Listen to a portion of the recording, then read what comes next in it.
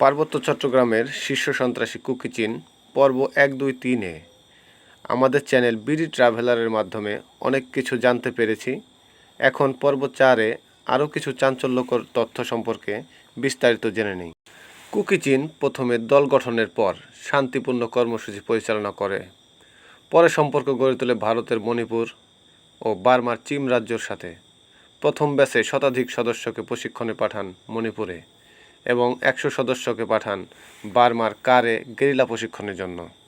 2019 সালে তারা প্রশিক্ষণ শেষে পার্বত্য চট্টগ্রামে ফিরে আসে।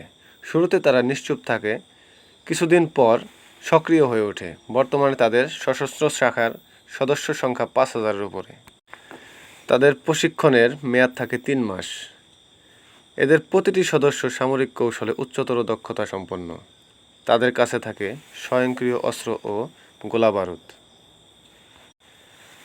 প্রতিবেদনে জানা যায়, পাহাড়ের বোম, পাংখোয়া, লুছাই, খুমি, স্মরো ও খিয়াং এই 6টি সম্প্রদায়কে শান্ত সম্প্রদায় হিসেবে গণ্য করা হতো। বিভিন্ন সময় দখলদারের অনুপ্রবেশ হয় এবং তাদের ভূমি দখল করে সংখ্যালঘুতে পরিণত করা হয় তাদের। 1971-এর যুদ্ধ পরবর্তীতে অনেকেই ভারতের মিজোরামে স্থানান্তরিত হয়। তাদের অনেকেই অর্থের লোভে এই কুকি-চিন রাজ্য গঠনে অংশ নেয়। এভাবেই তাদের দল আস্তে আস্তে বড় হতে থাকে। কেএনএফের অভিযোগ, বিভিন্ন মহল তাদের ভূমিতে অরাজকতা সৃষ্টি করছে। জেএসএস সহ অন্য সন্ত্রাসী সংগঠনগুলো কুকি-চিনের ভূমি ব্যবহার করে সন্ত্রাসের অভয়ারণ্যে পরিণত করে চাঁদাবাজি, অপহরণ, গুমসহ নিরীহ মানুষকে ভীতির মধ্যে রেখেছে। এর আগে 1997 সালে 2রা ডিসেম্বর পাহাড়ে শান্তি প্রতিষ্ঠার লক্ষ্যে শান্তি চুক্তি করে সরকার।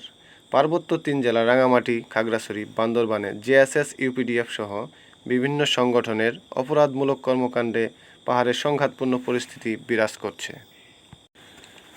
তবে বর্তমান সময়ে কুকি-চিন যেভাবে অগ্রসর হচ্ছে তাতে পাহাড়ের সহিংসতা আরও বাড়বে বলে মনে হয়। আর এই সন্ত্রাসী কার্যক্রম ঠেকাতে তাৎক্ষণিক উদ্যোগ নিয়েছে সরকার, যে কারণে যৌথ বাহিনী বর্তমান তৎপর রয়েছে। পরবর্তী ভিডিওতে দেশ বিদেশের জানা অজানা আরও অনেক তথ্য নিয়ে আসছি আমরা বিডি ট্রাভেলার পরিবার। সেই পর্যন্ত আমাদের সাথে থাকুন এবং আমাদের বিডি ট্রাভেলারের পর্দায় চোখ রাখুন। আমাদের চ্যানেলটি সাবস্ক্রাইব করুন এবং বেল বাটন অন করে রাখুন। ধন্যবাদ।